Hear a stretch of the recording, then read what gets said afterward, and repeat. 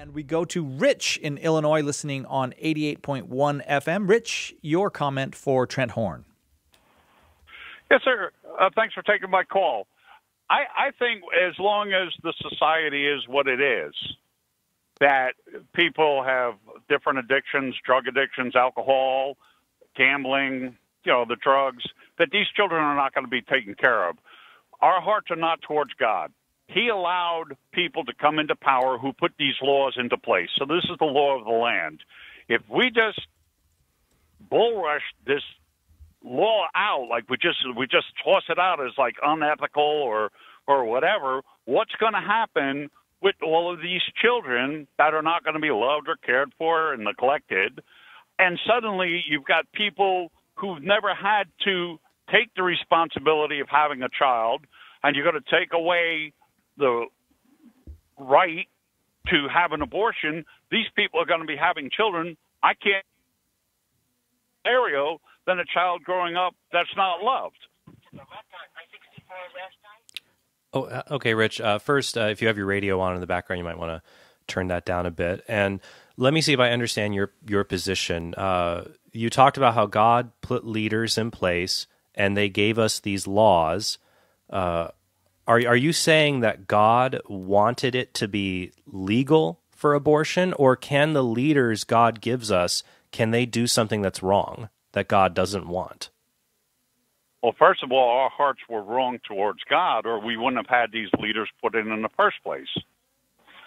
Okay, well, I'm not sure what you mean by that. I would agree with you that all people sin, and so none of us perfectly lives according to God's law, and we need God's grace in order to be restored into relationship with Him.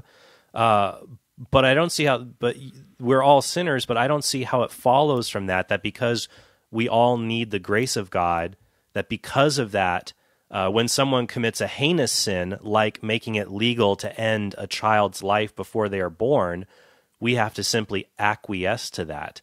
That doesn't make a lot of sense to me. Rich, would you identify yourself as a Christian, or? I would identify myself as a Christian. Okay, then I would say that many scripture verses, I would hope they would point you in a different direction on this. First, Psalm 146:3 says, "Do not put your trust in human princes, in human beings who can't save." That many of our leaders do terrible things. We have to call them out on it.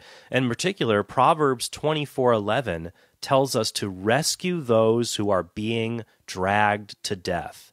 Proverbs 24:11 says, "Rescue those who are being dragged to death." So my question is, if someone is going to be killed, do we stop and say, well, are they going to have a good life or a bad life? If it's a born person, do we stop and ask if they're going to have a good life? Or do we just rescue them from being killed when it's a born person? What do we do in that case?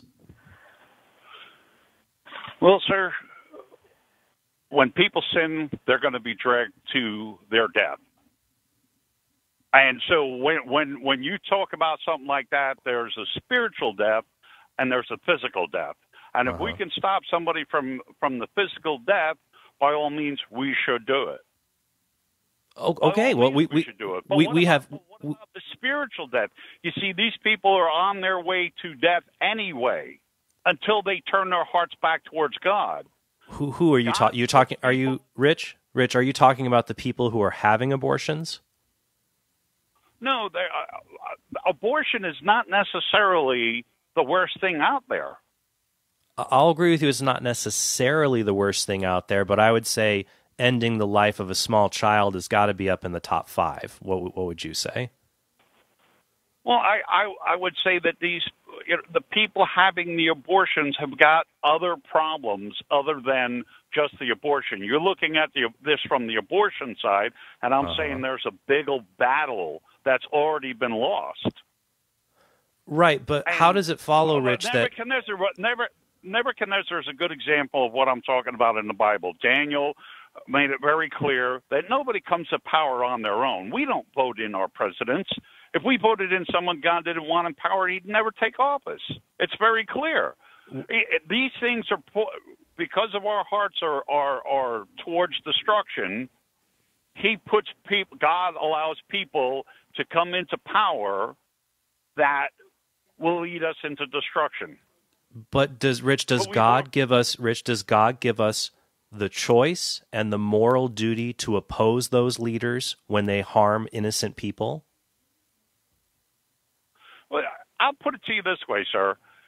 If I could help a woman who was pregnant with some finances or a place to stay or anything in that realm to help her in order to keep the kid, I would do it if she wanted that or needed that help.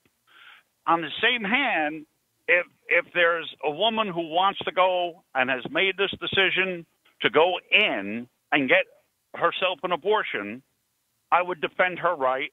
Having been in the military, this is the law of the land. People don't have a right until this is overturned. So, Rich, 150 years ago, when it was legal to own a slave, and let's say it sounds like you have a charitable, compassionate heart that if we transported you back in time 150 years ago, you could either, if you wanted to, you would buy a slave and set them free. But if somebody wants to take their slave and they need your help to get the slave onto their plantation, you would help them because it's the law of the land.